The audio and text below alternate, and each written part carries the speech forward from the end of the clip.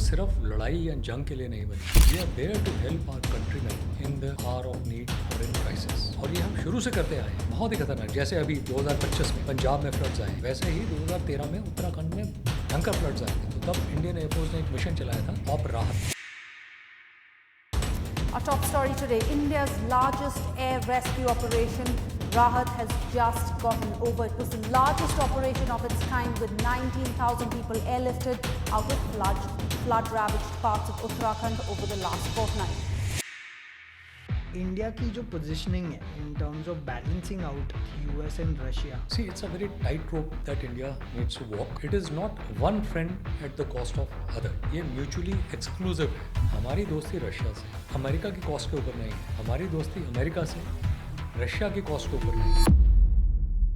How different role and readiness wise is Indian air force compared with army and navy? In your view, जो हमारी Indian air force है comparatively to world's top air force, how strong it is? Sir, I wanted to understand कि हमारे पास क्या types के combat fighters हैं। Sir, आपने जॉइंट ड्रिल्स भी की हो अपने टेन्योर में, विच इज द एयरफोर्स आपको ज़्यादा इम्प्रेस किया है अपार्ट फ्रॉम आर्मी? सर, जब कारगिल वॉर हो रहे थे तब there were two main operations which were very precisely done and for the first time एक हायर एल्टीट्यूड में यूज़ किया गया, operation Meghdoot and operation Safed सागर। 14 मई को 1999 में we had lost 40 of our CRPF jawans in Valley, so there was a lot of anger, so we destroyed their terror camps and many of the terrorists were killed. उसके जवाब में next day morning Pakistan carried out an operation which was called operation Swift retort. Sir, आज के दौर में बात करते हैं ड्रोन्स, एआई, तो ये क्या चेंज ला सकता है मॉडर्न वॉरफेयर में? अभी अगर आपने पढ़ा हो, कुछ दिन पहले खारकीव में 2 बड़े बड़े ब्रिजेस को यूक्रेन ने ड्रोन की मदद से उड़वा दिया, और एआई का इस्तेमाल फर्दर करके ड्रोन्स के ऊपर जो है, ये तो बिल्कुल बैटलफील्ड को रेवोल्यूशनाइज कर दिया। सर, पाकिस्तान ने क्लेम किया था कि उन्होंने हमारा एक रफाइल शूट डाउन किया था। तो पहली बात तो ये प्रोपोगेंडा हो रहा है। Now you have to understand, कोई सवाल ये पूछे कि भाई जो आके अभी 9 टेररिस्ट कैंप के ऊपर अटैक, जिनमें से 4 जो मेनलैंड पावर मुरीद के एंड ऊपर 5 जगह पे अटैक हुआ, तो क्योंकि उनके पास इन सब का कोई जवाब नहीं है, तो वो उसके उत्तर में कि हमने रफाल गिरा दिया, हमने रफाल गिरा दिया।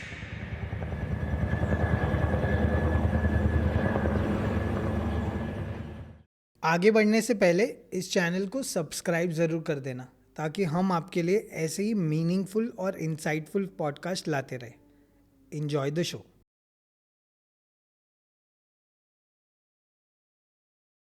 Welcome sir, this is the second part of the episode 5.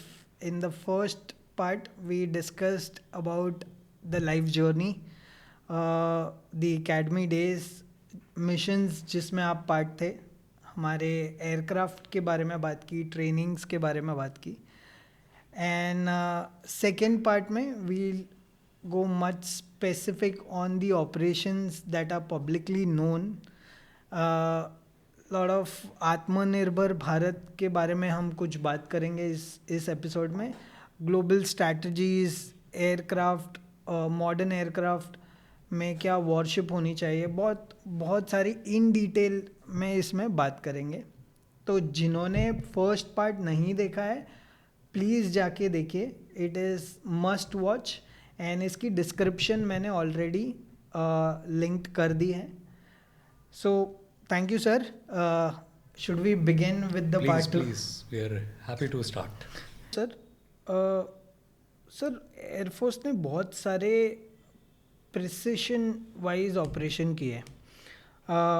जैसे रिसेंटली हमने ऑपरेशन सिंदूर की बात की, हम उस पर थोड़ा सा आगे और विस्तार से बात करेंगे, बट उससे पहले सर, लोगों को ये नहीं पता है कि जब कारगिल वॉर हो रहे थे तब there were 2 main operations which were very precisely done and for the first time एक हायर एल्टीट्यूड में यूज़ किया गया था, operation Meghdoot and operation Safed Sagar.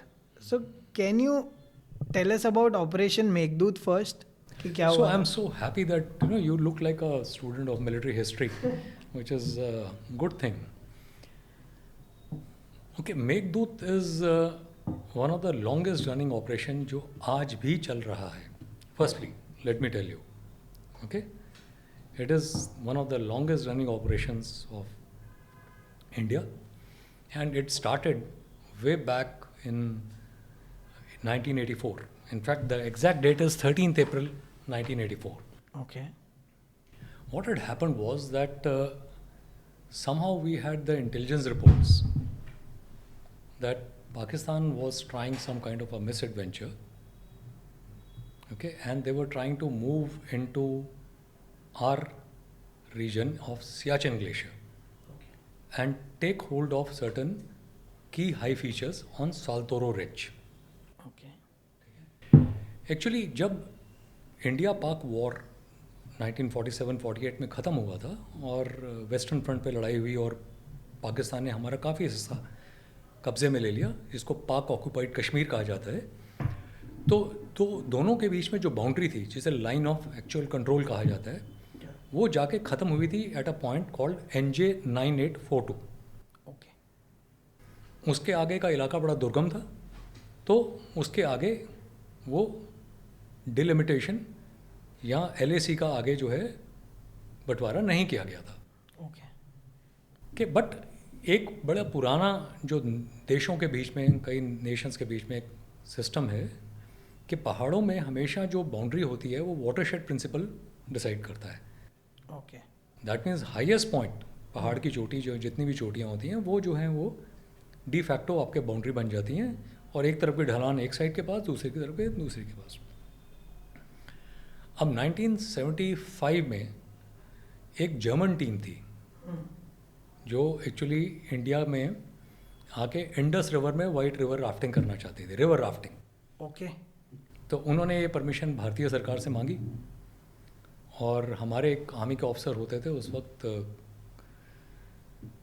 Colonel bull Krishna, वो एक कर्नल साहब थे जो कि एक स्की स्कूल, भारतीय स्की स्कूल के इंचार्ज थे. तो वो बड़े अच्छे माउंटेनियर थे, तो उनको जो है अटैच किया गया कि आप इन्हें साथ में ले जाइए और इन्हें इंडस वाटर में, इंडस रिवर में आप इन्हें स्कीइंग करा दीजिए, रिवर राफ्टिंग करा दीजिए. वो मिशन कंप्लीट हो गया, बढ़िया हो गया. 2 साल के बाद में वो टीम दोबारा आई और अब की बार आगे कहती है कि अब हम जो है नुब्रा नदी में राफ्टिंग करना चाहते हैं ना. नुब्रा नदी जो है वो ग्लेशियर के स्नाउट, जो ग्लेशियर जहाँ से शुरू होता है उस जगह से निकलती है, क्योंकि ग्लेशियर पिघलता है. हाँ, करेक्ट. और वहाँ से वो नुब्रा नदी जो है वो हिंदुस्तान में नीचे आती है. अब उस जगह का कोई नक्शा उस वक्त था नहीं, ये बात 1977 की है. तो वो जर्मन टीम जो है कोई अमेरिकन मैप लेकर आई. अब जब कर्नल कृष्णा दोबारा गए, उन्होंने वो मैप देखे तो वो तो देख के हैरान रह गए कि उन मैप्स में, अमेरिकन मैप्स में, उन्होंने NJ9842 पॉइंट जो था उसे ईस्ट की तरफ कराकोरम पास से जोड़ रखा था. Okay. ना कि NJ9842 से नॉर्थ के अंदर जो रिज लाइन चलनी चाहिए थी उसकी जगह उन्होंने उसे ईस्ट, दैट मीन्स नॉर्थ के अंदर पूरा सियाचिन ग्लेशियर का जो इलाका था, तकरीबन 120 किलोमीटर लंबा एंड 10 किलोमीटर चौड़ा, that means thousands of square kilometres of land was shown actually in Pakistan area. So this set the bells rolling.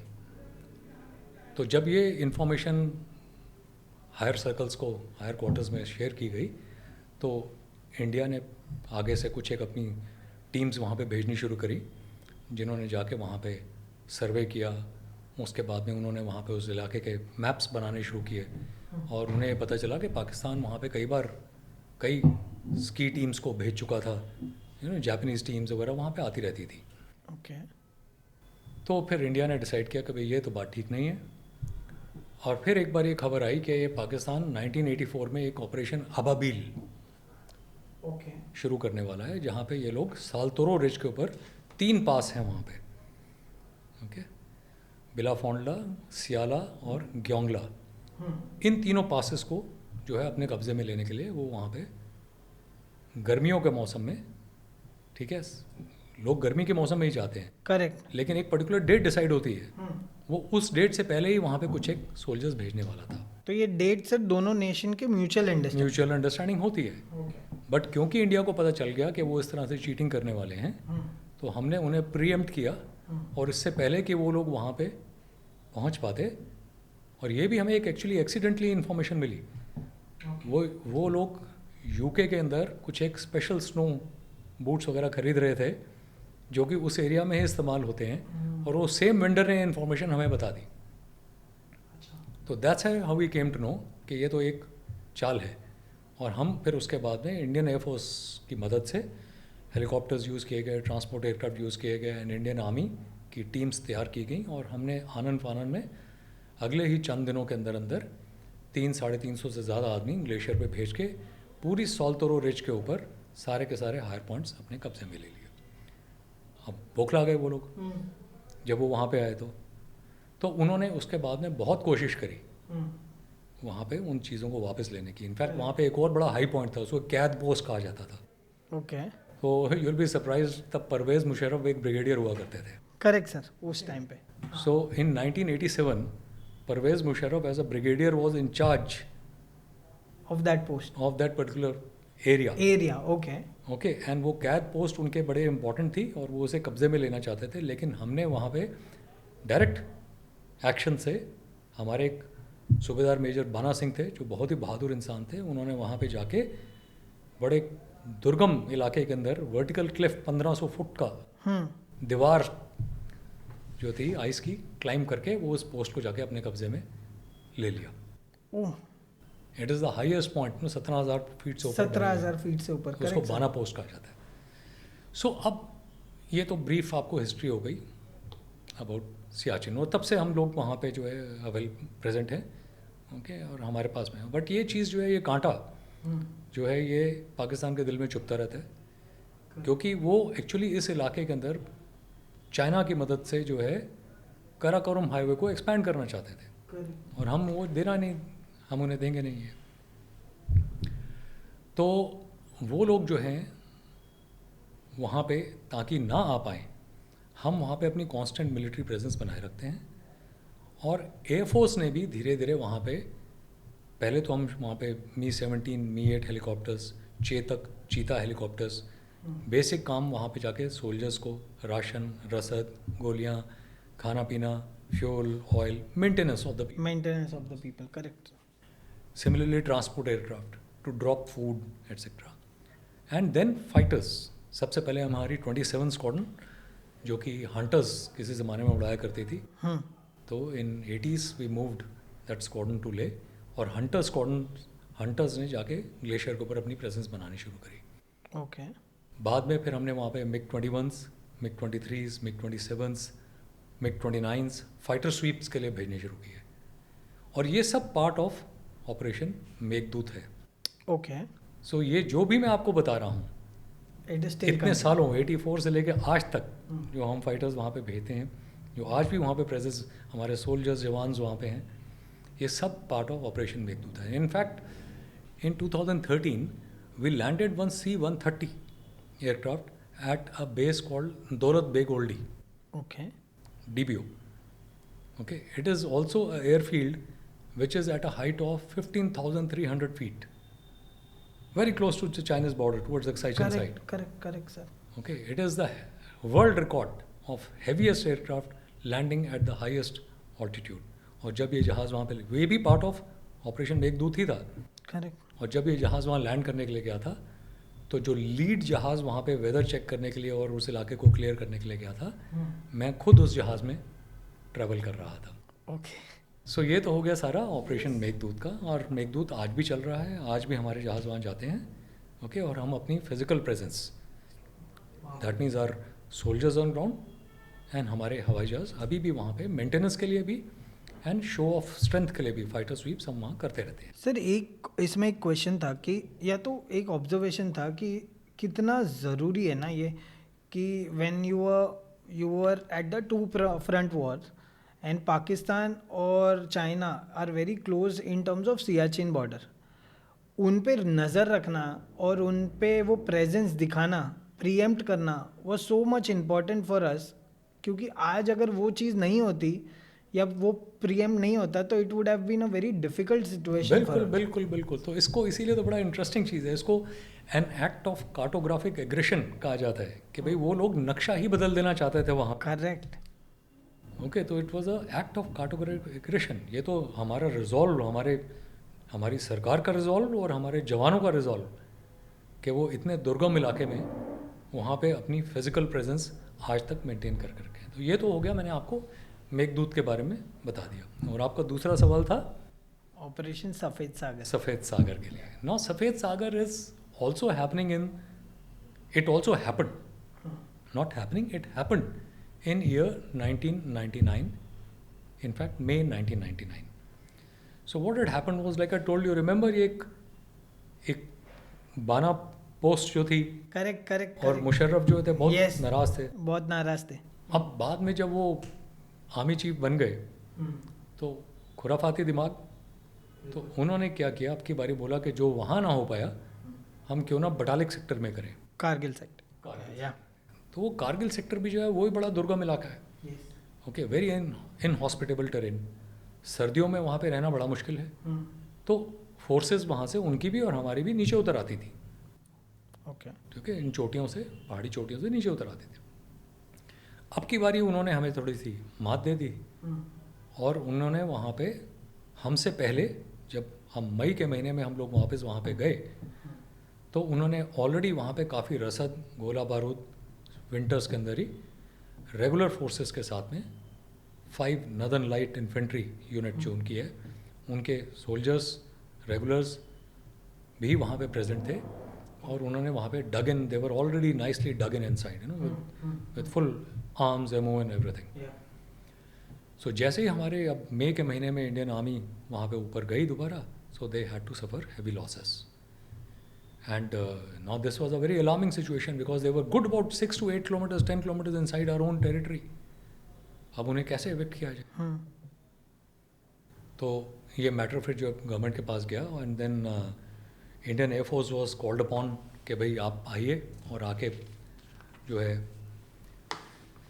सो 25 मई को इंडियन एयरफोर्स को गो हेड मिला। ओके। कि अब आप इस ऑपरेशन में इन्वॉल्व होइए, एंड उन्हें वहाँ से खदेड़िए। बिकॉज इट वॉज, उनके पास बहुत ज़्यादा एडवांटेज था ऑफ हाइट। उनके पास एडवांटेज हाइट का था। देखिए, हमारे सोल्जर्स जो है वो उन दुर्गम जगहों पे नीचे से ऊपर चढ़ते हुए उन्हें ऊपर खाली करने को, और वो लोग ऑलरेडी बंकर्स, सांगर्स, बड़े बड़े पत्थरों के पीछे छुपे हुए थे और एडिक्वेट रसद, गोला बारूद, खाना पीना सब कुछ था। तो उनके लिए नीचे शूट करना और हमें मारना बहुत आसान था। और हमारे लिए नीचे से ऊपर चढ़ना उन जगहों पे जहाँ ऑक्सीजन इतनी कम है, और दूसरी बात वहाँ पे कोई छुपने की नॉर्मल जगहें नहीं है। तो हमारे soldiers were taking very big casualties. The only way was कि उनसे भी ऊपर कोई जाए, करेक्ट, और जाके उन्हें मारे। करेक्ट, और वो काम तो एयरफोर्स ही कर सकती थी। तो 25 मई को एयरफोर्स को बोला कि आप जाइए और जाके उन्हें उन जगहों से खाली करो। सो एक जगह है जिसका नाम मुंथो धालो है, और मुंथो धालो पे वहाँ पे उनका बहुत बड़ा एक लॉजिस्टिक्स कैंप था। ओके। वहाँ पे उन्होंने काफ़ी अपना फ्यूल, असला वसला इकट्ठा किया हुआ था। तो हमने वहाँ पे अपने जहाज़ भेजे, और mix of MiG-21s and MiG-27s। ठीक है, तो हमारे 4 जहाज़ की एक फॉर्मेशन गई थी, 2 MiG-21s एंड 2 MiG-27s। एंड वो जब वहाँ पे एयर टू ग्राउंड बॉम्बिंग कर रहे थे उस हाइट्स पे, इमेजिन कितना मुश्किल काम है 17,000 फीट की हाइट से बॉम्ब गिराना। बट सर, ये एक ऐसा भी इसमें रिसर्च किया गया है कि या तो ये एक फैक्ट है जो हम पढ़ रहे थे कि 2 माउंटेन के बीच में एक टेरेन है, वो थोड़ी सी फ्लैट टेरेन है but at a decent height, जहाँ पे ज़्यादातर ऑपरेशंस होते नहीं हैं। तो it was one of the first time that so here the problem was not only 2 mountains के बीच में फ्लैट टेरेन, ये माउंटेन्स के ऊपर चोटियों पे बैठे हुए थे ये लोग। ओके। और वो चोटियाँ हमारे इलाके में थी। अच्छा। और इन्होंने हमारे इलाके में घुस के हमारी चोटियों के ऊपर कब्जा कर लिया था। अब उन्हें हमें अपनी चोटियों से, ये मुंथो धालो जो मैंने जगह बोली वो इंडिया है। ओके, तो अब इन्हें यहाँ से खदेड़ना ज़रूरी था। तो हमारे जहाज़ गए वहाँ पे, बट उन्हें स्ट्रिक्ट इंस्ट्रक्शंस थी कि आप जब वहाँ पे इन पे बॉम्ब गिराएंगे तो आप लाइन ऑफ कंट्रोल जो और 5-7 किलोमीटर आगे थी, आप उसको क्रॉस नहीं करेंगे, आप अपने इलाके में ही इन पे बॉम्ब गिरा के इन्हें हटाएंगे। तो ये काम हमने शुरू कर दिया वहाँ पे, और बड़ा इफेक्टिव काम हुआ, लेकिन इसमें हमको कुछ लॉसेस भी उठाने पड़े। सो हमारा एक जहाज़ MiG-27 जो हमारे एक फ्लाइट लेफ्टिनेंट नचिकेता उस टाइम पे फ्लाइट लेफ्टिनेंट थे, उसे उड़ा रहे थे जब वो 80 mm रॉकेट्स फायर कर रहे थे। वो 80 mm रॉकेट फायर करते हुए रॉकेट और बॉम्ब, दूसरे जहाज़ बॉम्ब गिरा रहे थे और ये लोग रॉकेट गिरा रहे थे, रॉकेट मार रहे थे। तो इनका इंजन फ्लेम आउट हो गया। इन्होंने अपने एक जहाज़ को रीलाइट करने की कोशिश करी, लेकिन इन द बागेन वो जहाज़ हाइट लूज़ करते करते नीचे आ गया और तब इन्होंने रियलाइज़ किया कि भाई ये बहुत पास में आ चुके हैं ग्राउंड के और इन्हें इजेक्ट करना पड़ा। करेक्ट। इजेक्ट करने के बाद में वो जब ग्राउंड पे लैंड किए तो वो एक्चुअली वहाँ पे पाकिस्तानी फोर्सेस जो प्रेजेंट थी उन्होंने उन्हें अपने कब्ज़े में ले लिया। ओके। और फिर उन्हें अगले दिन वहाँ पे पीछे स्काडू ले गए, पहले स्काडू ले गए और फिर स्काडू से उन्हें इस्लामाबाद ले जाया गया। 8 दिन तक उन्हें वहाँ पे रखा गया, जहाँ पे उन्हें इंटेरोगेट किया गया, उन पे यातनाएं भी दी गई, you know, and he was made a prisoner of war and then after 8 days he was repatriated back. जब नचिकेता का जहाज़ ज़मीन पे गिरा तो उसको पिन पॉइंट करने के लिए एक MiG-21 जहाज़ जो हमारे वहाँ पे गोल्डन एरो स्क्वाड्रन का जहाज़ था, उनके एक स्क्वाड्रन आहूजा, वो वहाँ पे उसे पिन पॉइंट करने के लिए गए और तब उस वक्त जो है उन्हें नीचे से ग्राउंड से फायर किया गया उन पे और उनके जहाज़ पे जो है मिसाइल लगी, जिसके कारण उन्हें भी वहाँ पे इजेक्ट करना पड़ गया। और जब वो नीचे आए तो उन्हें क्लोज क्वार्टर पे पॉइंट ब्लैंक रेंज पे जो है शूट करके मार दिया गया। बट इसके बाद एयरफोर्स ने समझ लिया कि भाई ये दुश्मन को यहाँ से हटाने के लिए हमें और बेहतर टैक्टिक्स और बेहतर जहाज़ों का इस्तेमाल करना पड़ेगा। तो वहाँ पे हमने फिर फाइटर कवर लगाने शुरू कर दिए और फिर मिराज 2000 एयरक्राफ्ट भी इस लड़ाई में आ गए और फिर हमने वहाँ पे काफ़ी प्रिसीशन गाइडेड बॉम्बिंग की एंड उस रिलेंटलेस बॉम्बिंग से दुश्मन के हमने पैर खदेड़ दिए और हमने जो है वो सब हाइट्स वापस अपने कब्ज़े में ले ली। तो ये था ऑपरेशन सफ़ेद सागर और इंडियन एयरफोर्स का रोल। इसके ऊपर एक मूवी बन के आ रही है। Correct. Very shortly. Very Shergill, shortly. I think, is acting in that movie. Siddharth and Shergill. No, very shortly you will see that movie. I think it's going to come up. Sir, Pakistan ने एक claim किया था कि, और बड़ा recent claim है कि उन्होंने हमारा एक रफ़ाइल शूट डाउन किया था। इसकी ऑथेंटिसिटी क्या है? What do you think about it? Is it real और it is just photo of kind of stuff that they have done? ऐसे पाकिस्तान ने ये क्लेम एक बार नहीं किया, वो ये क्लेम बार बार कर रहे हैं और करते जा रहे हैं। और वो एक ही बात, जब भी ये रीसेंट एक्शन की बात होती है, ठीक है, तो वो बार बार कि एक रफ़ाल शूट डाउन किया। वो तो ये भी कहते थे कि उन्होंने हमारी एक फीमेल पायलट को भी, करेक्ट, शिवांगी को भी कैप्चर कर रखा है ऐसा। और अभी और कुछ टाइम पहले राष्ट्रपति के साथ में अम्बाला में उनकी फ़ोटो आई जब राष्ट्रपति जी अभी रफ़ाल उड़ाने के लिए गई। करेक्ट। तो पहली बात तो ये प्रोपोगेंडा होता है। Now you have to understand कि वो प्रोपोगेंडा कर क्यों रहा है, ठीक है, you have to understand that. देखिए ऐसा है, यदि आप एक एग्ज़ाम में गए, 12 सवाल हैं, 11 का उत्तर आपके पास में नहीं है और आप एक ही चीज़ के बारे में जानते हैं, तो वक्त काफ़ी है, शीट भरनी है, तो आप उसी के बारे में लिखे जाएंगे। करेक्ट। कोई सवाल ये पूछे कि भाई जो आपके अभी 9 टेररिस्ट कैंप के ऊपर अटैक हुआ, जो उनमें से 4 जो थे मेनलैंड पे थे और 5 जो थे वो पीओ के पाक ऑक्यूपाइड के मेनलैंड भावलपुर मुरीद के एंड ऊपर 5 जगह पे अटैक हुआ। करेक्ट। वो सब के सब डिस्ट्रॉय हुए। आपके 11 एयर बेसिस के ऊपर अटैक किया गया। आपके जो है 4 रेडार तबाह किए गए, 2 कमांड एंड कंट्रोल सेंटर, आपके 2 hangers, okay, AEWC aircraft ground पे खड़ा हुआ, आपके जो जकोबाबाद में अटैक हुआ हैंगर के ऊपर, वहाँ पे आपके F-16 खड़े रहते हैं अंदर। तो ये सवाल पाकिस्तान का अवाम भी पाकिस्तान से पूछ रहा होगा। करेक्ट है सर। तो क्योंकि उनके पास इन सब का कोई जवाब नहीं है, तो वो उसके उत्तर में कि हमने रफ़ाल गिरा दिया, वो एक फेस सेविंग एक्ट लग रहा है मुझे तो। देखिए, बाकी जहाँ तक जहाज़ गिरने या ना गिरने की बात है, I quote our DG air operation, जो इमीडिएटली उन्होंने आपको 27 मई को एक हमारे एयर मार्शल ए के भारती ने बड़ी कैंडिड एंड क्लियर स्टेटमेंट बोली थी that we are in a combat, and I quote, he said that we are in a combat and losses are a part of combat. Correct. ये हमने जहाज़ जो हैं कोई ट्रॉफीज तो नहीं खरीद के रखे हुए, ये एक पर्पज़ के लिए आए हैं. And losses are a part of the combat, but by accepting to their propaganda, वो तो कहेंगे 1 गिर गया, 10 गिर गए, 15 गिर गए. हमारे चीफ ने भी बोला कि अगर ऐसी बात है वो बोलते रहे, वो कहेंगे 15 गिर गए. Let them keep guessing. Okay, so आपको ये देखना है कि आपने अपनी मशीन से, आपने अपने इक्विपमेंट से ऑब्जेक्टिव्स अच्छे से अचीव किए या नहीं किए. और क्योंकि उनके पास कई चीज़ों का जवाब नहीं है, तो वो घूम फिर के एक ही बात पे बार बार आ जाते हैं. I hope I have been able to answer. Yeah of course sir.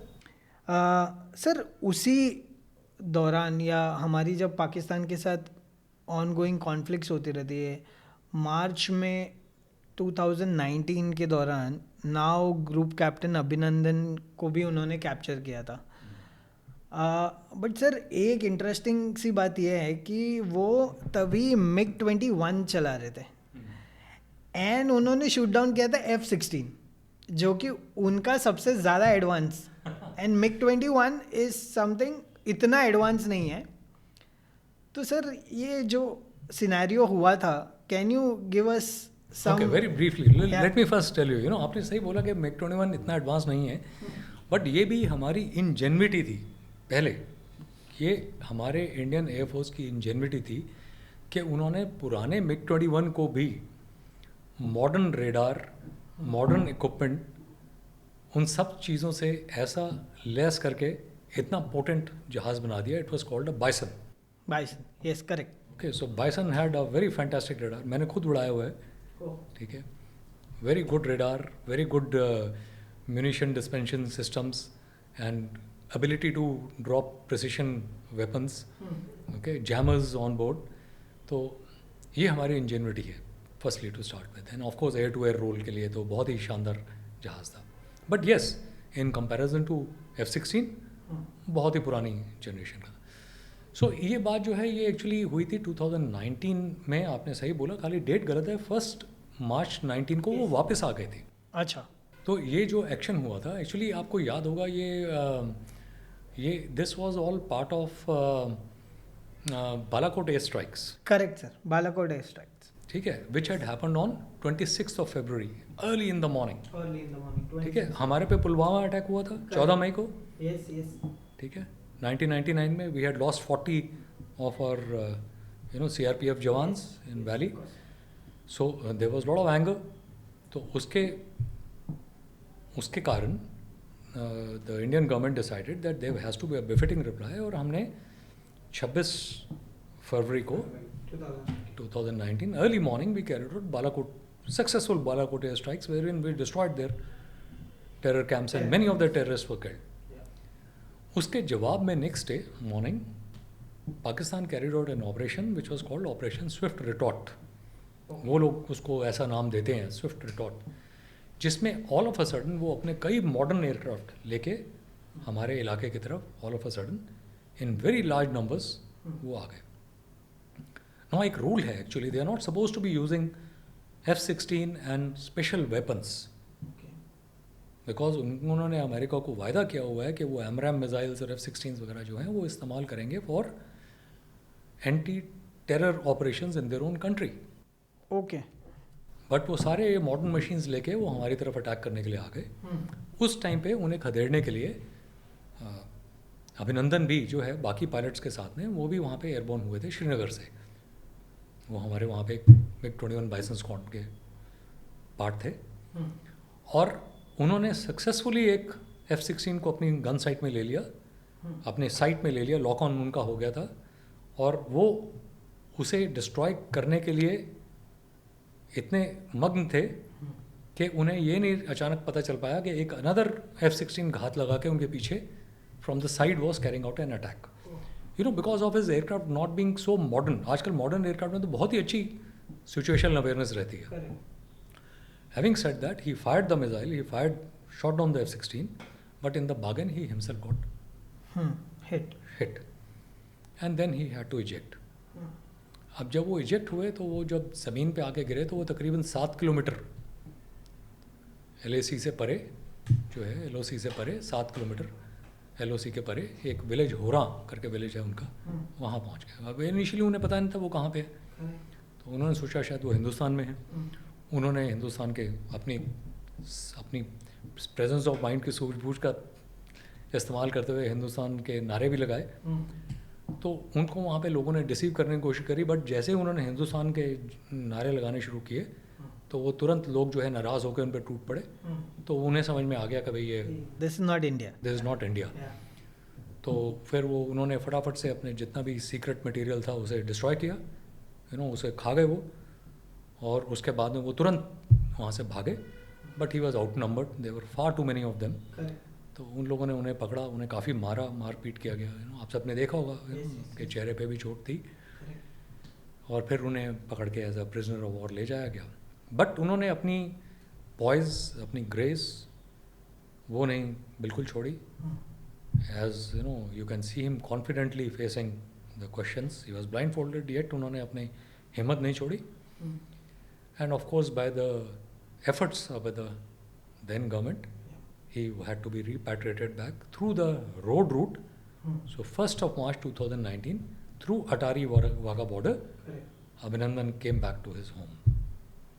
तो सर इंडिया की जो पोजीशनिंग है in terms of balancing out with US and Russia, what's your take in that? See, it's a very tight rope that India needs to walk, but let me tell you, India is doing it with the chin up and very deftly. मतलब इसका मतलब क्या है? India believes in strategic autonomy. Okay? And India की stated foreign policy बहुत clear है. It is not one friend at the cost of other. Correct, ठीक है, ये म्यूचुअली एक्सक्लूसिव है। हमारी दोस्ती रशिया से अमेरिका की कॉस्ट के ऊपर नहीं है, हमारी दोस्ती अमेरिका से रशिया की कॉस्ट के ऊपर नहीं है। ठीक है, ये म्यूचुअली एक्सक्लूसिव है, नॉन एक्सक्लूसिव। और इसके अलावा इंडिया ने historically non aligned path follow किया है, and I think that is the right approach which was taken by the forefathers as also by the current government. Okay, we have remained non-aligned. We go by purely our own interest. Russia से सस्ता तेल खरीदना हमारे interest में है, because हमारा देश जो है एक ग्रोइंग नेशन है, 1.4 billion people, they need energy. तो जहाँ हमें सस्ता मिलेगा हम वहाँ से ज़रूर लेंगे। सिमिलरली यदि हमें अमेरिका से कोई चीज़ अच्छे भाव पे और ज़्यादा बेहतर मिलती है तो हम ज़रूर खरीदेंगे। जैसे टेक्नोलॉजी, पहले क्या था, हमारा ज़्यादातर इक्विपमेंट जो था रशियन था। आज भी 60% of our inventory, war fighting inventory is all Russian in design. So हम रशिया को ऐसे नहीं नकार सकते हैं, हमारे को उनके साथ रहना ही रहना है। But if you look at the latest acquisitions, जो टेक्नोलॉजी हमें पहले डिनाइड थी, because of our good strategic relationship that we have built with America in last 15 years, and we have proved to be responsible partners. Of course. Okay, we have never let our nuclear or any other technology proliferate. Okay, No we first have, use. not illegal use Illegal of that. use. Yeah, Okay, वो हमने not like Pakistan AQ Khan जो है वो जाके information जाके आप missile का secret Korea को बेच के, नॉर्थ कोरिया को बेच के आ गए। ये सब इंडिया ने नहीं किया है। ठीक है, so India is a very responsible nation, and India historically has had very good relations with everybody. I will give you an example, you will be surprised to know, again very few people know about it. आपको पता है कि Tarapur reactor, हमारा पहला nuclear reactor किसने बनाने में मदद की थी? Russia? No, America. America. Okay. So Tarapur reactor was made with the American help in 60s। Okay, it was a BWR-1, BWR-2, इसको कहते हैं हैवी वाटर रिएक्टर। जो हमारा जो था, हमने जो बनाया था, हमने वहाँ पे अमेरिकन हेल्प से बनाया था, उनका डिज़ाइन था। एनरिच प्लूटोनियम भी, एनरिच यूरेनियम सॉरी, हमें वो ही सप्लाई किया करते थे। लेकिन 1974 में जब हमने अपने इंटरेस्ट में न्यूक्लियर टेस्ट किए, बुद्धा स्माइल, तो हम पे सैंक्शंस लग गए। हमें न्यूक्लियर सप्लाई किसने दी? उन्होंने ही दी थी। उन्होंने तो सैंक्शन लगा दिया, तो उन्होंने हमें न्यूक्लियर फ्यूल देना बंद कर दिया। तो उस वक्त हमें सप्लाई किसने दी? रशिया। पहले फ्रांस, फिर चाइना, ओके। कुछ वक्त तक चाइना, और फिर एक स्टडी सप्लाई सन 2000 से Russia.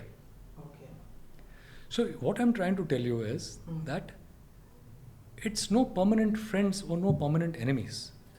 India as a nation has a right to choose its friends depending upon its own interests. ठीक है? So ये सोचना बिल्कुल गलत है कि हम जो है अमेरिका के साथ होने के लिए रशिया का हाथ छोड़ दें, या रशिया के साथ होने के लिए अमेरिका का हाथ छोड़ दें। Plus, India is also trying a multi-vector approach.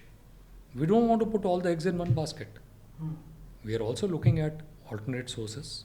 Okay, we have very good relations with Israel. We have very good relations with France. Okay, so this is called a multi-vector approach. And the most important step which India is taking to negotiate these tricky waters, Atmanirbharta. Absolutely sir. Sir हम जब ये सारे missions की बात कर रहे हैं, aeroplanes जो हमारे फाइटर जेट्स है वो ज़्यादा वेल इक्विप्ड होने की बात कर रहे हैं, इसमें sir China and if I am not wrong Russia are already working on 5th and 6th generation fighter aircrafts. या तो सर एक ये टर्म डिफाइन करिए आप अपने वर्ड में, व्हाट इज जनरेशन मीन्स, ये क्या होता है? ये एक सवाल जो है बिल्कुल लाजमी सवाल है, और कई लोगों के दिमाग में ये सवाल है, क्योंकि इसे समझना, तो मैं इसको एज सिंपल एज पॉसिबल ताकि कॉमन लोगों को ये समझ में आ सके। ओके, सो ब्रॉडली आप कह सकते हैं कि 6 जनरेशन्स क्या होती हैं। भाई जनरेशन, पहली जनरेशन जो आप 6th जनरेशन में ये चीज़ें होनी चाहिए। 6 जनरेशन में सबसे पहले उनके पास में होना चाहिए एरो स्ट्रक्चर, कि जहाज़ का स्ट्रक्चर ऐसा होना चाहिए कि जब रेडार की किरणें, तरंगे उस पर गिरे तो वो वापस रिफ्लेक्ट ना हो, वो वहाँ से रिफ्रैक्ट हो जाए, कहीं और चली जाए। ओके। तो जो एनर्जी जहाज़ पे गिरेगी अगर वो वापस नहीं पहुँचेगी तो एनिमी रेडार उस जहाज़ को देख नहीं पाएगा। करेक्ट, डिटेक्ट नहीं कर पाएगा। तो इसके अंदर आप उसकी ज्योमेट्री अच्छी बनाइए, ठीक है, ताकि वो किरणें गिरने के बाद में वापस जाने की जगह पे टेढ़ी मेढ़ी अलग अलग डायरेक्शंस में निकल जाए। फिर उसके बाद में आप कुछ एक उस पर radar absorbent paint materials, special materials ऐसे लगा देते हैं कि जो किरणें होती हैं वो उनको सोख लेते हैं। ओके। तो जो छोटा बहुत वापस जाने भी वाला है वो भी नज़र आना बंद हो जाता है। फिर और कई जो सिग्नल्स होते हैं, जैसे एकूस्टिक सिग्नल, जो आवाज़ आती है, जेट इंजन की बड़ी ज़बरदस्त आवाज़, तो आप उसको आवाज़ को शील्ड करने के लिए पीछे कुछ ऐसी शील्ड्स लगा दीजिए। या पीछे थर्मल सिग्नेचर जो होता है तो आप उसका इंजन का डिज़ाइन ऐसा बना दीजिए कि वो जो है वो हीट पीछे से जो आ रही है वो नीचे से जो मिसाइल मार रहे हैं नीचे से वो हीट सीकिंग आपको नज़र ही ना आए, वो हीट ऊपर ही डिसिपेट हो रही है। ठीक है, आगे से जो जहाज़ के नेसल्स होते हैं जिनमें बड़े बड़े अंदर फैंस घूम रहे होते हैं, ब्लेड घूम रहे होते हैं, उनको आप ऐसा बनाइए कि उनके अंदर से भी कोई रिफ्लेक्शन बाहर ना निकल पाए। तो ये बड़ी कॉम्प्लेक्स ज्योमेट्री होती है। ठीक है, तो पहली तो बात ये हो गई कि आप उसका एरो स्ट्रक्चर ऐसा बनाइए कि वो stealth by nature, stealth by design बने। करेक्ट। दूसरा उसका है सुपर क्रूज एबिलिटी। भाई इंजन ऐसे होने चाहिए और इतने पावरफुल होने चाहिए कि बिना आफ्टर बर्नर्स का इस्तेमाल किए हुए ड्राई पावर में ही जहाज़ जो है वो high supersonic speeds supersonic speed maintain कर पाए, जैसे सुपर क्रूज कहते हैं। भाई क्या होता है, जैसे मिग 21 टाइप के जहाज़ में आपको हायर स्पीड्स के लिए आफ्टर बर्नर लगाना पड़ता है। ओके। तो जैसे ही आप आफ्टर बर्नर लगाते हैं तो आपका पेट्रोल जो है, फ्यूल, ईंधन, ATF, एविएशन टर्बाइन फ्यूल जो होता है, 600 लीटर प्रति मिनट की रफ्तार से आप उसे कंज्यूम करने लग पड़ते हैं। ओके। तो आप सोचिए आपको कितना फ्यूल कैरी कर नहीं सकते। नहीं कैरी कर सकते। तो क्या है, आप एक छोटा इंजन बनाइए जो इतना पावरफुल इंजन है कि वो लोअर पावर सेटिंग्स के ऊपर ही आपको जो है ज़्यादा गति दे पाए, उसे सस्टेन कर पाए, सुपर क्रूजेबिलिटी आपको दे, बूस्ट करे उसको। उसे बूस्ट करे, should be able to maintain that speed. तीसरा है कि उसके अंदर एवियोनिक्स, आप उसमें क्या एवियोनिक्स फिट करते हैं। उसके अंदर एक आईसा रेडार, ठीक है, स्टेट ऑफ आर्ट रेडार होना चाहिए। उसके अंदर रेडार वार्निंग रिसीवर्स लगे रहने चाहिए, मिसाइल अप्रोच वार्निंग सिस्टम्स लगे रहने चाहिए। तो उसके अंदर अच्छा म्यूनिशन डिस्पेंसर सिस्टम्स लगे रहने चाहिए। तो ऐसे बढ़िया सिस्टम्स होने चाहिए ऑन बोर्ड कि भाई आप जो है avionics state of the art, correct, दुश्मन से बेहतर, बेहतर। ठीक है, स्पेशल रेडियोज़ लगे रहने चाहिए, इनक्रिप्टेड रेडियोज़ लगे रहने चाहिए। फिर आपका उसमें वेपन्स, लंबी दूरी के वेपन्स, ठीक है, जो कि एनिमी की मारक क्षमता से भी परे से आपको मार सकते हैं। करेक्ट। तो आपका वेपन जो है, अगर दुश्मन के पास में ऐसी मिसाइल है जो 200 किलोमीटर तक मार करती है, आप ऐसी मिसाइल ले आइए जो 300 किलोमीटर तक मार करे, ठीक है। तो और similarly air to ground weapons, आप इतनी दूरी से बॉम्ब गिराएं कि आप दुश्मन के मिसाइलों, ground to air fired missile के एरिया में ही ना आए, करेक्ट। तो आप बचे रहेंगे और अपनी ही बाउंड्री से आप अपने ही देश में रहते हुए आप उन पर वेपन गिरा पाए। जो हमने अभी भी यूज़ की थी ऑपरेशन। सो आपके पास में अच्छे वेपन्स, दूर तक मारक क्षमता के वेपन, और सबसे ज़्यादा इंपॉर्टेंट ये वेपन्स आपके अपने होने चाहिए, यू नो। तो ये भी एक जनरेशन में वेपन्स भी आ जाते हैं। तो अच्छे वेपन्स, तो मैं अब ये जो हो गई आपके 4 चीज़ें हो गई, ठीक है। मैंने बोला पहला स्ट्रक्चर, बोला इंजन्स, यू नो। तीसरा हमने बात करी, हमने बोला एवियोनिक्स बड़े, चौथा हमने बोला वेपन्स होने चाहिए। अब पांचवा छठा क्या है? ओके, सो पांचवा है networking. Okay. So data link ऐसे होने चाहिए कि you are networked with sources of inputs. आपके पास इंफॉर्मेशन कई जगह से इंफॉर्मेशन आ रही हो। ये ज़रूरी नहीं है कि मुझे इंफॉर्मेशन अपने ही रडार से मिल रही है। हो सकता है कोई मेरा दूसरा जहाज़ जो 20 किलोमीटर दूर उड़ रहा है, उसके पास में कोई टारगेट है, वो अपना इंफॉर्मेशन मेरे को पास कर सके। ओके। तो मैं अपना रडार बिना इस्तेमाल किए ही दुश्मन के ऊपर मिसाइल फायर कर सकूं। ओके, ये बिल्कुल स्टार वॉर्स की तरह से लगता है। मतलब ओके, फिर आपको ग्राउंड के रडार से यदि कोई इन्फॉर्मेशन मिल रही है, या फिर एवैक्स। भाई एवैक्स क्या है? एवैक्स जो है वो एक सुपर रडार है जो अपने ऊपर छत पे चढ़ा रखा है। वो तो दूर दूर तक पता ले लेते हैं। तो वो इन्फॉर्मेशन एनिमी की आपको आपके जहाज़ में दे देगा और बताएगा कि देखो उधर एक दुश्मन है, आप उसे उड़ा दो। तो ये सब नेटवर्किंग के थ्रू पॉसिबल है, डेटा लिंकिंग। तो ये सब होना चाहिए। And last but not the least, जो अब लेटेस्ट कॉन्सेप्ट है वो है जैसे हम ममटी भी बोलते हैं, MUMT, manned unmanned team. Manned, UM unmanned, team. So MUMT, so it is a manned unmanned teeming. ये होनी चाहिए। दैट मीन्स मैं एक कमांडर हूँ, 6th जनरेशन जहाज़ उड़ा रहा हूँ, मेरे आसपास 6 और अनमैन्ड एरियल व्हीकल जो कि मिनी लड़ाकू जहाज़ है मेरे साथ चल रहे हैं, और मैं उसे कहता हूँ कि आप जाइए उस दुश्मन को उड़ा दीजिए, आप जाइए उस ग्राउंड पे टारगेट उड़ा दीजिए, आप मेरे पीछे आधे इधर जाओ आधे उधर जाओ। करेक्ट। तो ये जो है चीज़, एबिलिटी, तो आप एक्चुअली एक बैटल मैनेजर बन जाते हैं। Correct. You know, not only you yourself are fighting, but you also have 6 more or 7 more machines with you, जिनसे आप एक्चुअली एक पूरा वॉर ऑर्केस्ट्रेट कर सकते। तो ये होती हैं 6 जनरेशंस, और इसके ऊपर काम चल रहा है। चाइना ने अपना जहाज़ अनवेल किया, ओके, एंड अमेरिका भी ऐसे जहाज़ जो है बना रहा है, और हमें भी ऐसे जहाज़ फ्यूचर में बनाने की ज़रूरत है। अमेरिका में बाय द वे उसको ममटी नहीं बोलते, वो CCA, यू नो, कंबाइंड, हाँ, CCA करके उनका कुछ एक अपना एक्रोनिम है। सर ऐसे भी एक जहाज़ है, मतलब मैंने कहीं सुना था कि जहाँ पे आप थ्रू इन थ्रू देख सकते हैं, नीचे का भी आप सर्विस। सो ये जो मॉडर्न आजकल 5th generation 6th generation aircraft, इनके अंदर इतने कैमरास लगे हुए हैं कि आप एक्चुअली अपनी हेलमेट से जब आप नीचे देखते हैं तो एक्चुअली नीचे आप ही हैं और नीचे एयरक्राफ्ट, बट वो कैमरा आपके जहाज़ के नीचे जो भी देख रहा है वो आपकी हेलमेट पे प्रोजेक्ट कर देगा।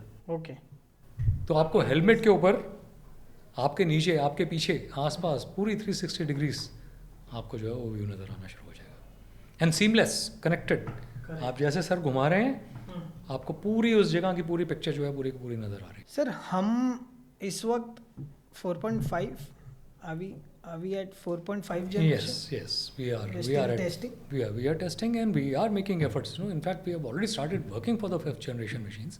Our MCA is going to be a 5th generation. Correct. We are working on it.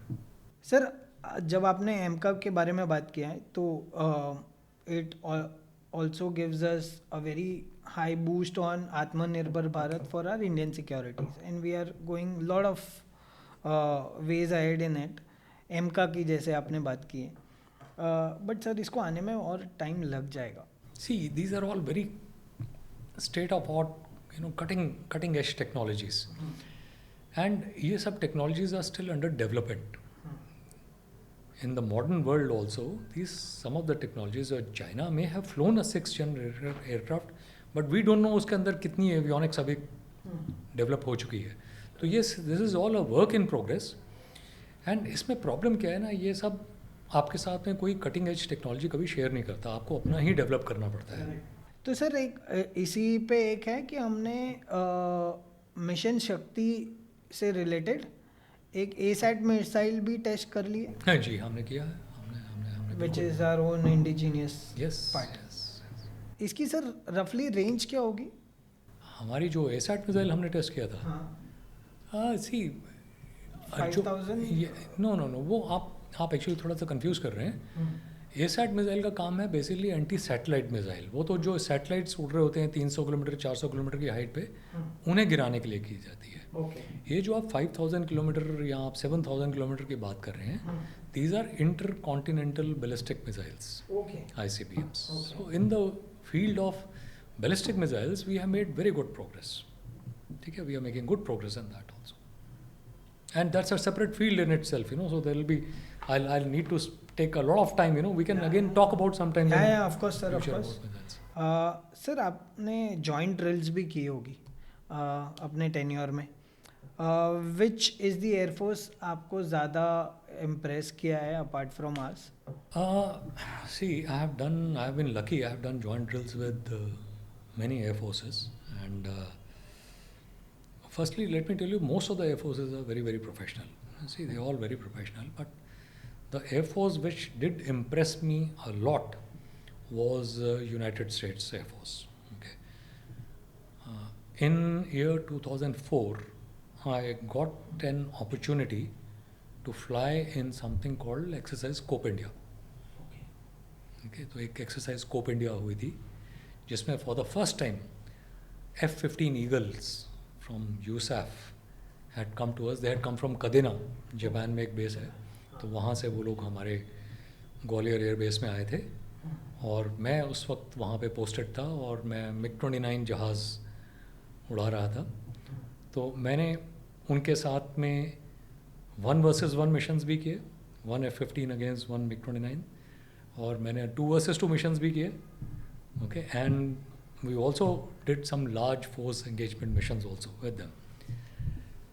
So we took them by surprise. They were very surprised at our proficiency level, because उन्होंने सोचा नहीं था कि Indian Air Force, in fact the kill ratios were highly in our favor, especially for the MiG-21 and Bison class of aircraft, because वो छोटा जहाज़ था और visible नहीं था, और वो अचानक इतनी बड़ी बड़ी फॉर्मेशंस में आके मार के तुरंत भाग जाता था, और छोटा पैकेट बड़ा धमाका करके गया वहाँ से। बट मुझे ये बड़ा इम्प्रेस किया कि वो लोग जितने भी मिशंस उड़ते थे वो फुली लोडेड एयरक्राफ्ट के साथ में जो है उनके पायलट्स फ्लाई किया करते थे, and their drills were very very strict, and on the face of it they used to look very very casual. हमसे बात करते हुए कि जैसे लॉस्ट हैं, उन्हें कुछ पता नहीं है, but I think they were very intelligent and they were also measuring us. And why I feel that they were very professional is that they took the failures in the stride. They accepted that Indian Air Force had done very well, and they went back they threadbare discussed it, and they brought major changes in their thinking, in their way of fighting, so that now they could not be defeated in future. You see, so that is the hallmark of a professional service, which is always ready to learn, improve, and then move forward. So that's something. Sir आपने ना कुछ समय पहले एक बात की थी in terms of सिर्फ Indian air force, it is not only about doing operations, there are other activities also, जैसे हम रेस्क्यू ऑपरेशंस करते हैं, ह्यूमैनिटरी ग्राउंड्स पे करते हैं. हमारा एक ऑपरेशन हुआ था, ऑपरेशन गंगा फॉर यूक्रेन में जब हमने किया था, ऑपरेशन अजय जो हमने किया था इजराइल में. तो sir what is your take in it कि we should do more operations like this for in terms of humanity or rescue operations जो other countries को भी help करे? So let me tell you, Indian Air Force is always ready 24/7 365 for service of the nation. Air Force सिर्फ लड़ाई या जंग के लिए नहीं बनी हुई है. Air Force के पास में क्योंकि ट्रांसपोर्ट और हेलीकॉप्टर एयरक्राफ्ट भी हैं और हमारे पास मैन पावर भी है, we are there to help our countrymen, serve our countrymen in the hour of need or in crisis. और ये हम शुरू से करते आए हैं. ठीक है, I mean there is something called HADR, Humanitarian Assistance and Disaster Relief. So Air Force जो है HADR missions regularly करती है. Okay. No, I'll tell you, I'm very lucky.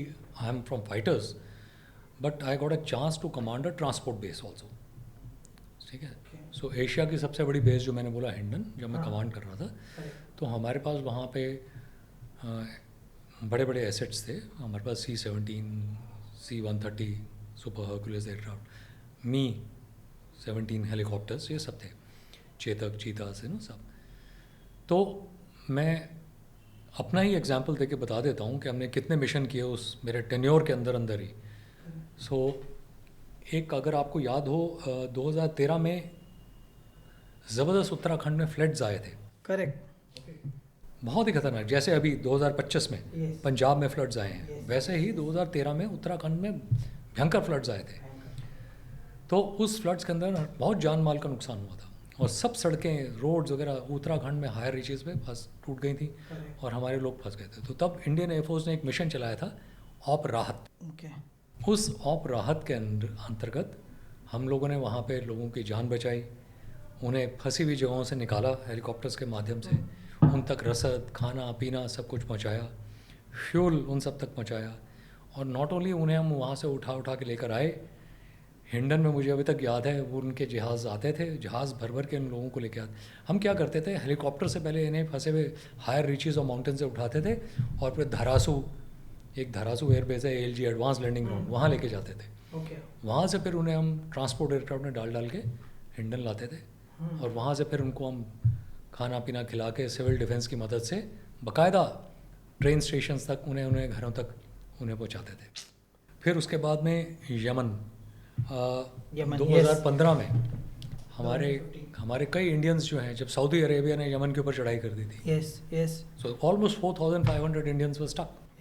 तो भारतीय नेवी के शिप्स एंड हमारे हवाई जहाज़ C-17 जहाज़, तो हमारे जहाज़ वहाँ से यमन से हॉट जोन से उन्हें उठा के लेकर आते थे साना, और साना से फिर हम उनको जहाज़ों में भर के या फिर उन्हें समुद्री जहाज़ों में भर के हमने अपने भारतीयों को वहाँ से निकाला. उस मिशन में हम लोग इन्वॉल्व थे. फिर आपको एक बड़ा इंटरेस्टिंग मैं बताता हूँ कैसे हम नेबर्स की भी मदद करते थे. ये भी वहीं पर हुआ था 2014 में, और ये मुझे आज तक याद है. ये बड़ा इंटरेस्टिंग एक वाक़या है, मुझे अभी तक याद है. 14 दिसंबर की रात थी और 2014, और रात के तकरीबन 12:30 बजे थे. मुझे मेरे air officer commanding in chief, हमारे एयर कमांडर का कॉल आया, एयर मार्शल सोमन जो दिल्ली में बैठते थे, कि अनिल ऐसा है कि माले में, मालदीव्स की जो कैपिटल माले है, वहाँ पे वाटर क्राइसिस हो गया. माले में क्या था, वहाँ पे एक डिसैलिनेशन प्लांट था, वहाँ पे ताज़ा पानी नहीं है, छोटी सी जगह है, टापू है. तो वो लोग जो है समुद्री पानी को डिसैलिनेट करके लोगों के लिए पानी, टूरिज़्म इकॉनमी है, कम लोग हैं वहाँ पे, और वो उनके डिसैलिनेशन प्लांट 3 जो थे, तीनों के तीनों ख़राब हो गए थे। अब वहाँ पे त्राही मच गई थी, वहाँ पे बिल्कुल पानी ख़त्म हो चुका था। तो उनका ऑर्डर वॉज वेरी क्लियर, कल सुबह 10 बजे से पहले पहले 60 टन पानी आप जो है माले पहुँचाइए। और रात के 12:30 बज चुके थे। जहाज़ तैयार करना सबसे आसान था, बट पानी भरना। पायलट्स को ऑर्डर दिया, अगले 3 घंटे के अंदर पायलट्स रेडी थे, पूरी मिशन प्लानिंग करके जहाज़ तैयार। और हमारे पास जहाज़ भी ऐसे थे C-17 जो 75 टन तक लोड एक बारी में उठा सकते थे। बट प्रॉब्लम इज़ कि आप 60 टन पानी कहाँ से लेकर आएंगे? ओके, 60 टन बहुत बड़ी फिगर होती है। अब इतना पानी कहाँ से? हमने खूब एड़ी चोटी का जोर लगा लिया, लोकल DM एडमिनिस्ट्रेशन से टच में आ गए, उन्होंने बिस्लरी का प्लांट रात को खुलवाया, बट उनके पास में भी जो है 2-3 हज़ार लीटर से ज़्यादा पानी एकदम अवेलेबल नहीं था। यहाँ तो हम 60,000 लीटर की बात कर रहे थे। बट मुझे पता चला कि इंडिया का सिस्टम इज़ बहुत disaster management system is very robust. सुबह 5 बजे मुझे कॉल आई फिर से मेरे कमांडर चीफ की कि जहाज़ रेडी है। वाला ये सर रेडी है, लेकिन पानी का कहते हैं कोई बात नहीं, ये एक नंबर है, एक मिस्टर ज़कारिया, मुझे अभी भी याद है, IRCTC के इंचार्ज थे और कांझा वाला में उनका एक प्लांट था। ये IRCTC जो है ये पूरी भारतीय रेलवेज को नीर जल की बोतलें जो है पहुँचाती है स्टेशंस पे हम जो देखते हैं। मैंने मिस्टर ज़कारिया को 5:30 बजे कॉल किया और 2 घंटे के अंदर 60 टन पानी उन्होंने हमारे जो है बेस पे भिजवा दिया हिंडन।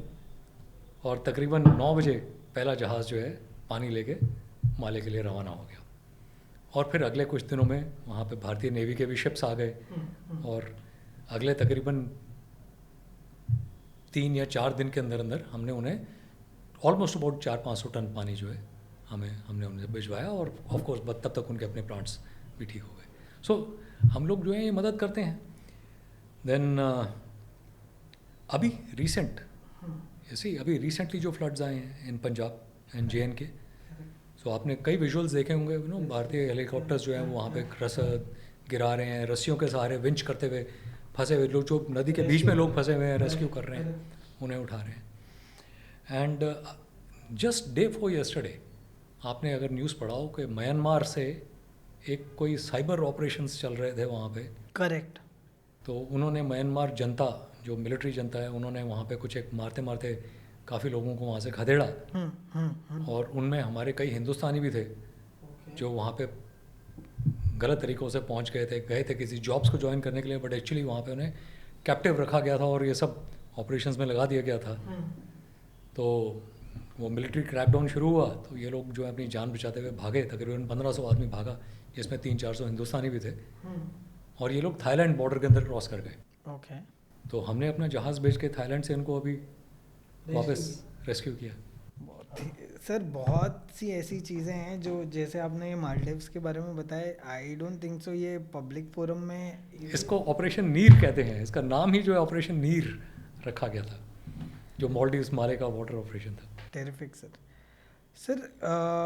एक चीज़ जो अब हम आज के दौर में बात करते हैं, ड्रोन्स, AI के बारे में, तो ये क्या चेंज ला सकता है मॉडर्न वॉरफेयर में?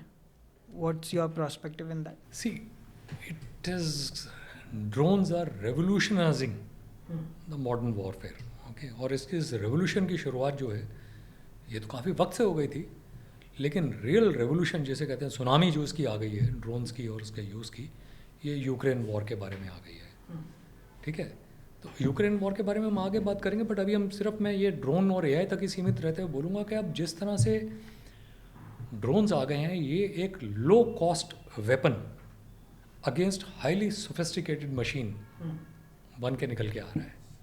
माने क्या, एक 600, 700, 800 डॉलर का ड्रोन आप इस्तेमाल करते हुए एक M1 एब्राम टैंक्स जिसकी कीमत लाखों डॉलर, या एक T-90 रशियन टैंक, ठीक है, जिसकी अगेन कीमत जो है करोड़ों रुपए में जाती है, आप उसको जो है डिस्ट्रॉय कर सकते हो। सिमिलरली मिसाइल बैटरीज, ठीक है, अभी अगर आपने पढ़ा हो कुछ दिन पहले खारकीव में 2 ब्रिजेस, करेक्ट, बड़े बड़े ब्रिजेस को यूक्रेन ने ड्रोन की मदद से उड़वा दिया। जो पहले मिसाइलें यूज़ की जाती थी वहाँ पे ऐसे ब्रिजेस को उड़ाने में, एक एक मिसाइल की कीमत 30-30, 25-25 करोड़ रुपए से कम नहीं होती थी। और एआई का इस्तेमाल फर्दर करके ड्रोन्स के ऊपर जो है, ये तो बिल्कुल बैटलफील्ड को रेवोल्यूशनाइज कर दिया है। कैपेबिलिटी भी बढ़ा दिया उसको। ओके, उनकी प्रिसिशन कैपेबिलिटी बहुत ज़्यादा बढ़ गई है। एआई का इस्तेमाल करके आप उनके पार्ट्स बड़ी जल्दी ले आते हैं। आप उसे असेंबल एआई की मदद से बड़ी जल्दी कर सकते हैं। आप एआई की मदद से जो है, जैसे to give you an example, AI की मदद से यूक्रेन रशिया वॉर के अंदर उन्होंने रशियन सोल्जर्स के टेलीफोन्स को, जो भी वो बातें कर रहे थे, ट्रांसक्रिप्ट्स को पकड़ के उनका ट्रांसक्रिप्शंस निकाल के एआई की मदद से जो जो इम्पोर्टेंट चीज़ें थी वो निकाल के अपने काम की, ताकि वो तुरंत उस हॉट इन्फॉर्मेशन का इस्तेमाल करके रशियंस पे अटैक कर सकें। ये सब भी किया।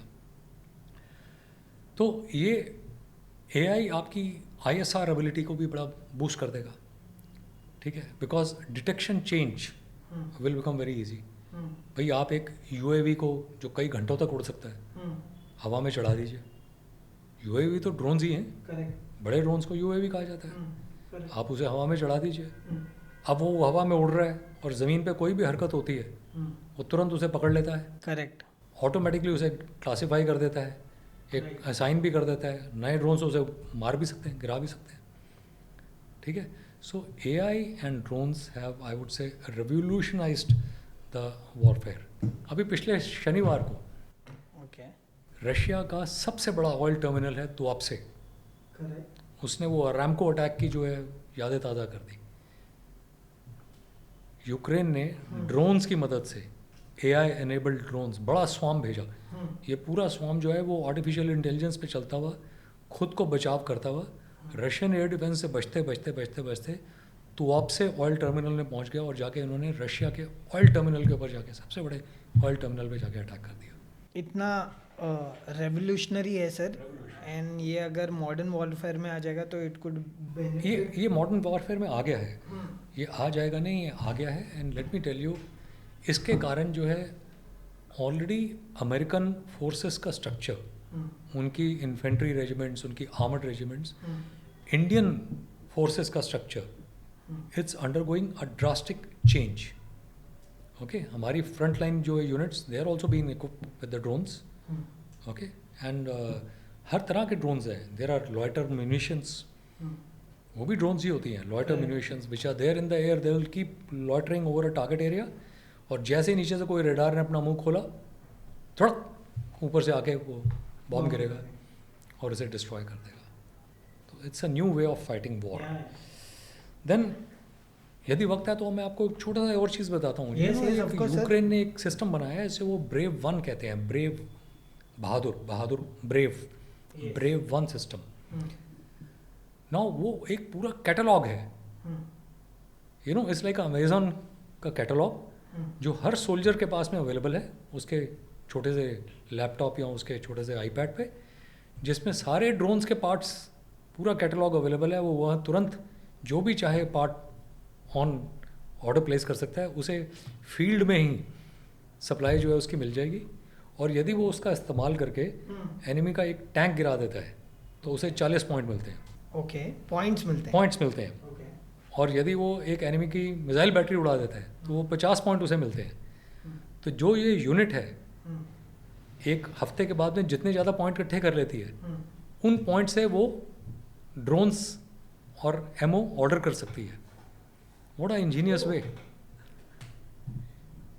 You know. तो ये ब्रेव सिस्टम जो वो लेकर आए हैं, उससे उन्होंने जो है अपने एक कॉमन सोल्जर, और ये सारा एआई के साथ में काम चल रहा है। आप सोचिए कि वॉर फ्रंट पे बैठे बैठे bypassing the entire long laborious way of procurement, आप वहीं से जो है ऑर्डर प्लेस कीजिए, आपको आपके लॉजिस्टिक्स, आपके एरिया में ही जो है आपको सप्लाई मिल जाएगी, ठीक है। वो भी शायद ड्रोन के साथ ही आएगी, एक ड्रोन ही जो है आपकी सप्लाई लेकर आपको लेके आएगा, आपको लाके सप्लाई दे देगा, आपका टाइम भी बच जाएगा। आपको टाइम भी बच जाएगा। तो सर एक क्वेश्चन दिमाग में आता है जब हम इंडियन एयरफोर्स की बात करते हैं, तो how different role and readiness wise is Indian Air Force compared with Army and Navy? Very interesting question and very pertinent question, ये कई बार ये सवाल लोगों के जहन में रहता है. Fundamental difference in Indian air force from that of Indian army and Indian navy is the domain और the medium of operation. Okay. Indian Air Force operates in air and the medium of air, in the vertical domain which is there. And because of this difference in the domain itself, there is a difference in the roles of the three services as well. Correct. ठीक है, इसे थोड़ा सा समझने की ज़रूरत है कि आर्मी का role, basically army's job is to capture the land and then thereafter hold the land. Whereas Navy's role is to maintain the sea lines of communication. The role for Indian Air Force is to maintain, firstly to achieve and thereafter maintain air superiority. That means we should be able to use the medium of air at free will to do whatever we want while denying the enemy the use of air. Okay. And Air Force has got certain specific characteristics because of which it becomes different. Okay. So what are the characteristics of Air Force? We must understand. So पहला रहा medium, दूसरा रहा role, ठीक है, the task or the role, and तीसरी चीज़ है कि characteristics क्या है Air Force की. Okay. तो first and foremost, Air Force has got the characteristic of speed, reach and height. ठीक है, इसको हम फ्लेक्सिबिलिटी, वर्सेटिलिटी भी बोल सकते हैं. Correct. Air Force inherently is a service which reacts with high speeds. It has got a very far-reaching ability that it can go up to very far off distances and deliver the effect. Correct. And it uses the vertical domain or the height or the altitude to achieve all these things. We can be at a higher height, we can be at the lower height. And it's because of the height, the perspective itself is also different. ठीक बात है. जो चीज़ एक pilot हवा में ऊंचाई से या अंतरिक्ष से देख सकता है, वो ग्राउंड कमांडर उसको वो नहीं देख सकता, नहीं देख पाता. नहीं देख पाता है. Okay, so the perspective itself becomes different. इसके अलावा एक और बड़ा important character of air force is the ability to deliver shock. Okay.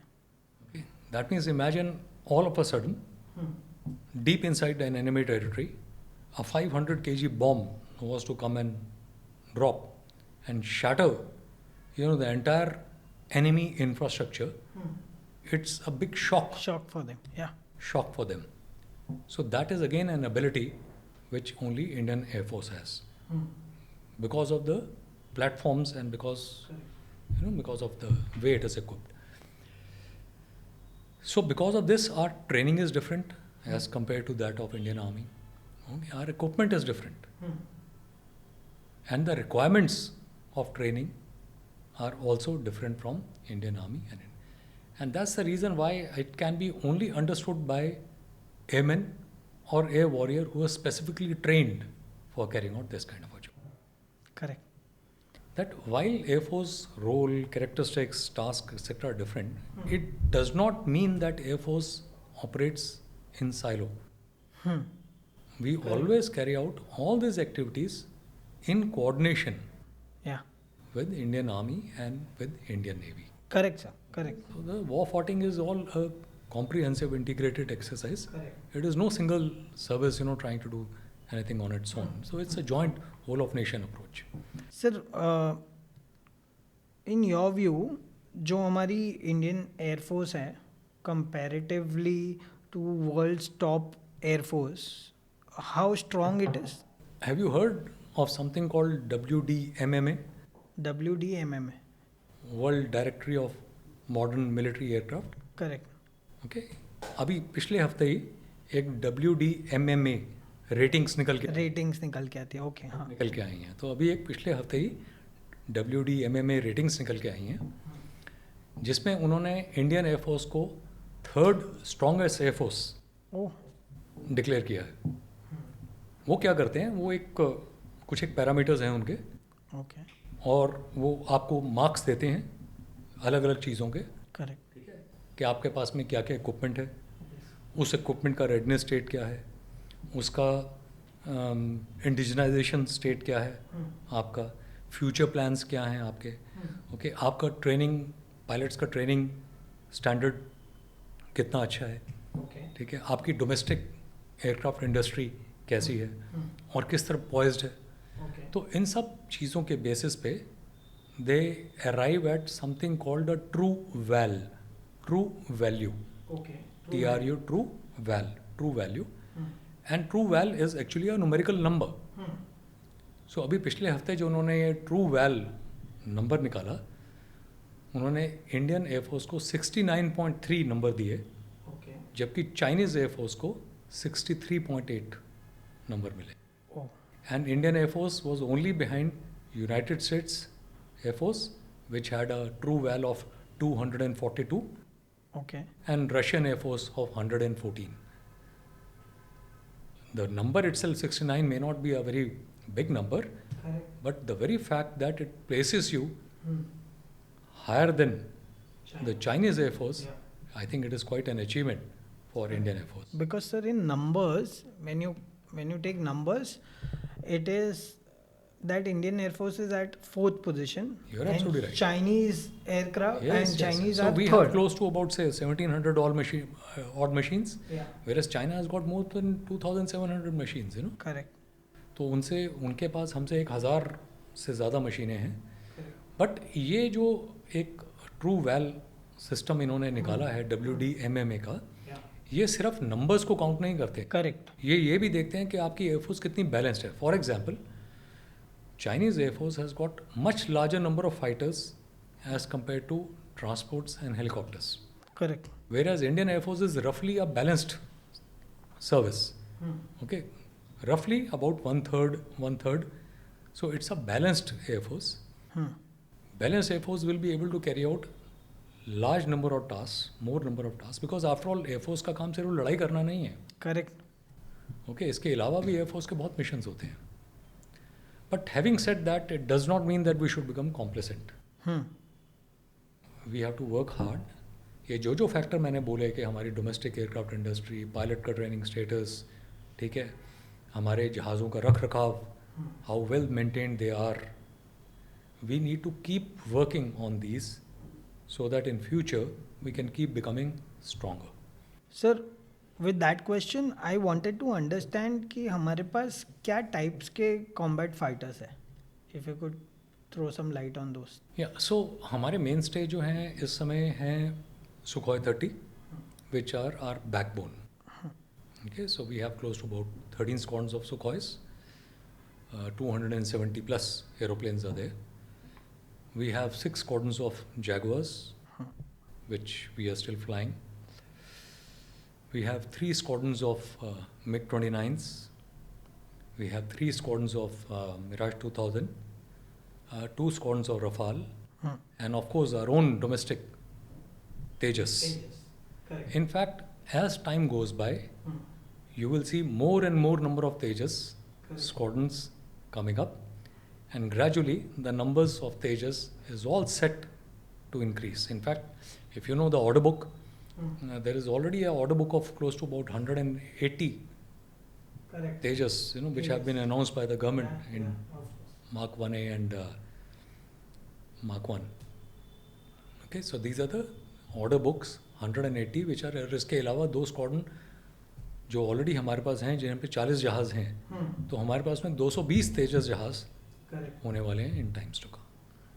But आज की डेट में हमारे पास में 2 ही स्क्वाड्रन हैं। तो सर अभी के हिसाब से if statistic point of view से मैं जब बात करता हूँ तो रफली अराउंड 600 कॉम्बैट एयरक्राफ्ट होंगे India somewhere there we are around से 500 to 600 जहाज़ होंगे हमारे पास अभी, बट हमारी need is more. See you must understand, आपने सुना होगा एक फिगर 42 फाइटर स्क्वाड्रंस का. Correct sir.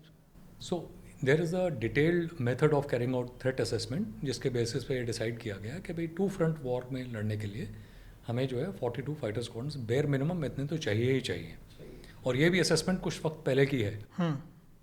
If you ask me today, with the kind of geopolitics and the new changes which are happening in our own neighborhood, we may be up for more than 2.5 fronts. Correct. Our requirement for number of fighter squadrons may even go higher than that. But यदि हम कहते हैं कि हमें about से 42 fighter squadron चाहिए और हर fighter squadron में तकरीबन 20 जहाज़ होते हैं, तो आप मोटा मोटा पकड़ लीजिए तकरीबन 900 जहाज़ों की ज़रूरत है. करेक्ट. तो आज की डेट में हमारे पास तकरीबन 500 जहाज़ हैं. तो 400 जहाज़ हमें अभी और चाहिए. तो वो हमारे तेजस और हमारे अपने एमका जहाज़ जो हैं वो.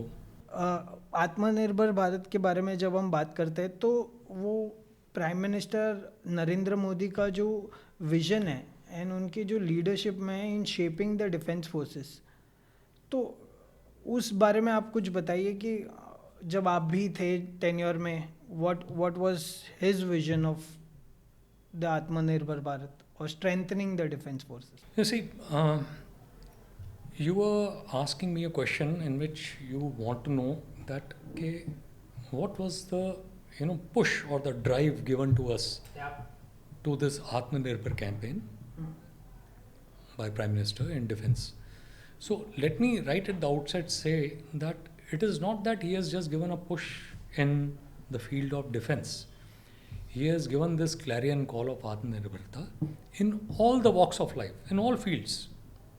Okay. Defense is critical because defense is dependent upon critical technologies. So therefore it manifests more in defense. But actually this Atmanirbhar call is for everyone. That is one. Secondly, you want to know what role has he played. So your question was, as I could understand. So, rather than saying that his role, let us look at what has happened in last about a decade and a half. Okay, and let's see, what are the changes which has happened. So, till 2016, we used to follow DPP, Defense Procurement Procedures, which were archaic way of, carrying out procurements. Okay.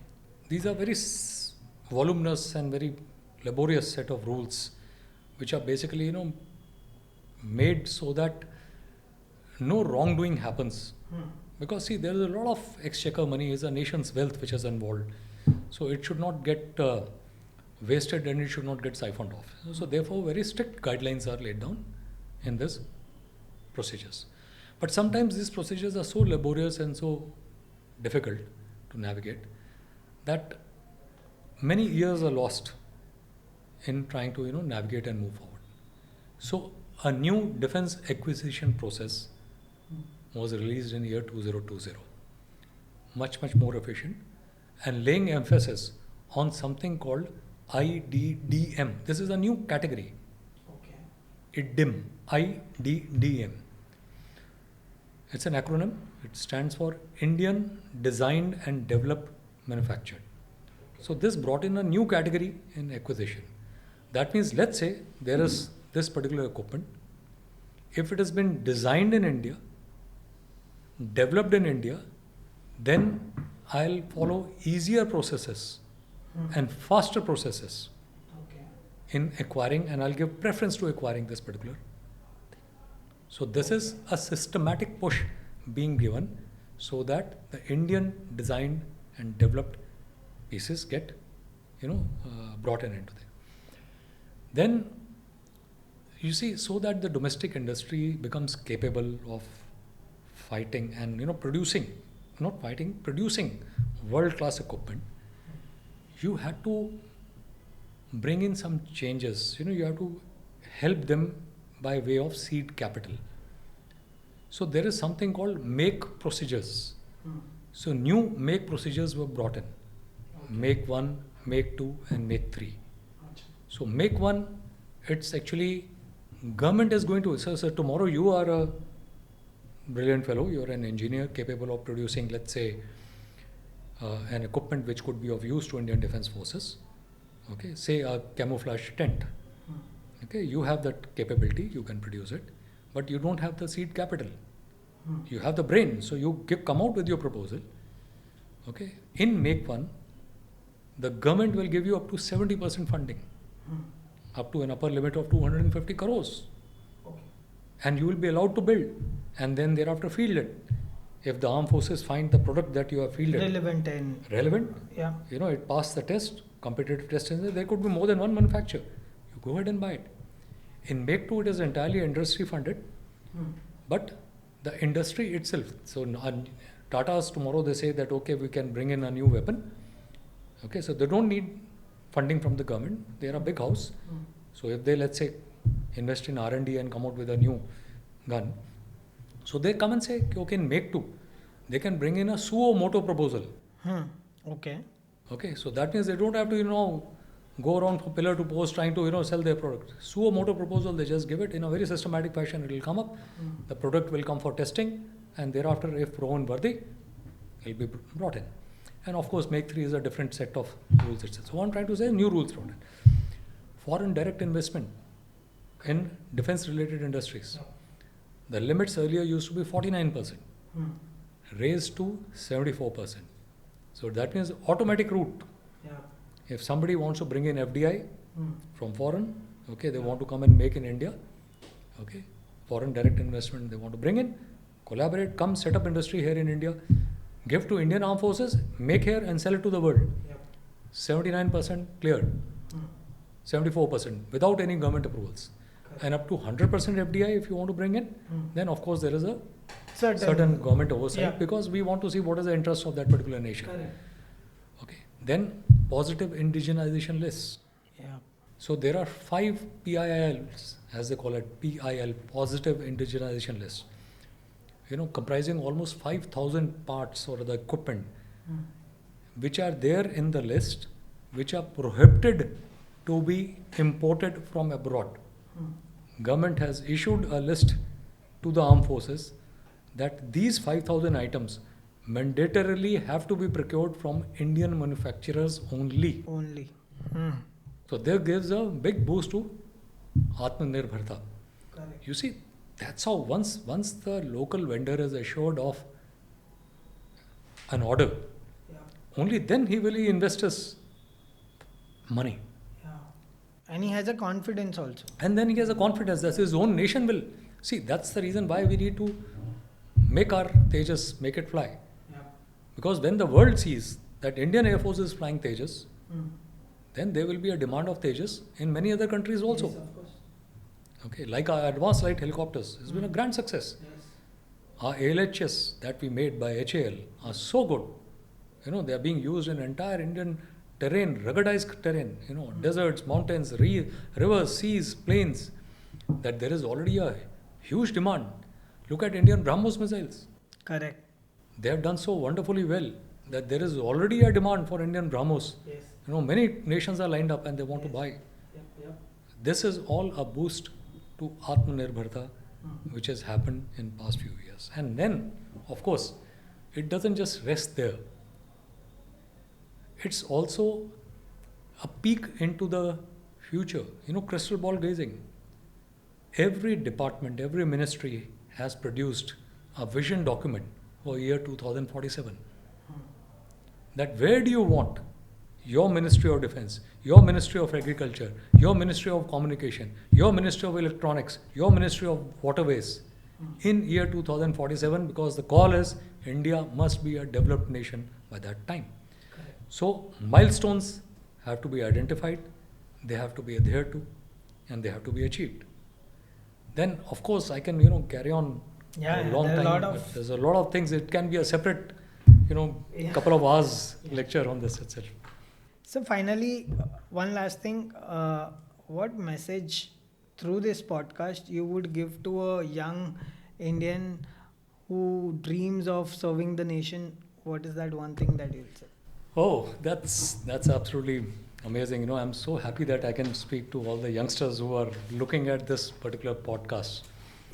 So my message to you all will be that you are lucky that you are born in a fabulous country which is poised to grow.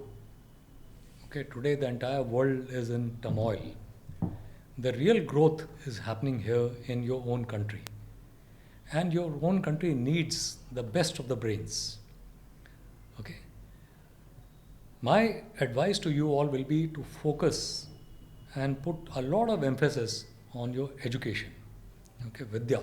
You all have to read, because it's the education that will really take you forward in life. You know, as one of the Sanskrit shlokas, it says that Vidya dadati vinyam, vinyam dadati patritam, patritvat dhanam apnoti, dhanat dharma tatha sukham. What does it mean? He says that it's the education. Vidya dadati vinyam. Education makes you humble.